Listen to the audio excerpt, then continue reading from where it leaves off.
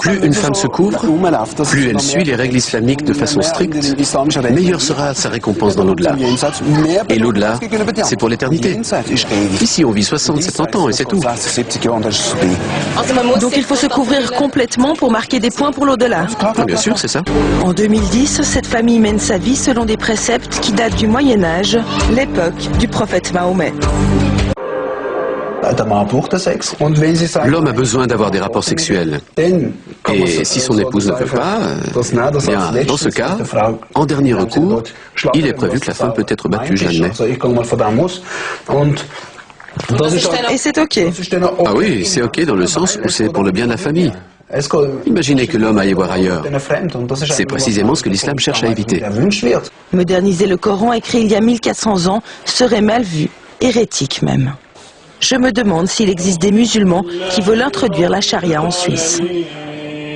Je serais pour que la charia soit introduite en Suisse.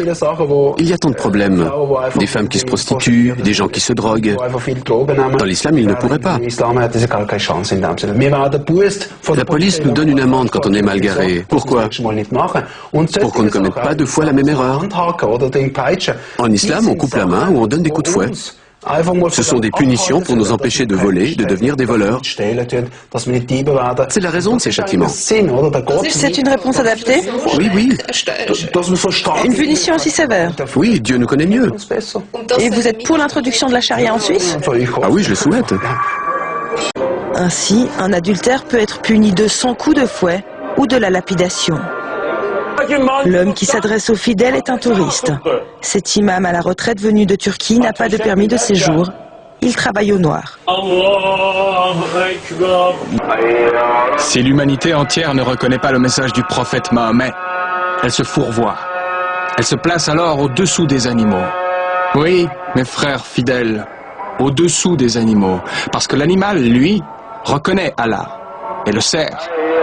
L'être humain qui ne reconnaît pas Allah intentionnellement se place au-dessous de l'animal fidèle. Ce n'est pas grave de dire que les non-musulmans sont inférieurs à des animaux? L'islam c'est une chose et la vie animale en est une autre. Nous ne sommes pas du même avis. Ce qu'il dit ou ce que vous pensez de l'islam ne m'intéresse pas. Ce que l'imam dit ne vous intéresse pas? Quel imam? Cet imam, celui-ci ou un autre? Tu poses des questions pour trouver des erreurs. Je pose des questions sur ce que prêche l'imam. L'imam ne dit que des choses qui sont bonnes pour tout le monde. Posez vos questions à des spécialistes et pas à ceux qui n'ont pas étudié. C'est vous qui détruisez l'islam, vous les journalistes et pas l'imam.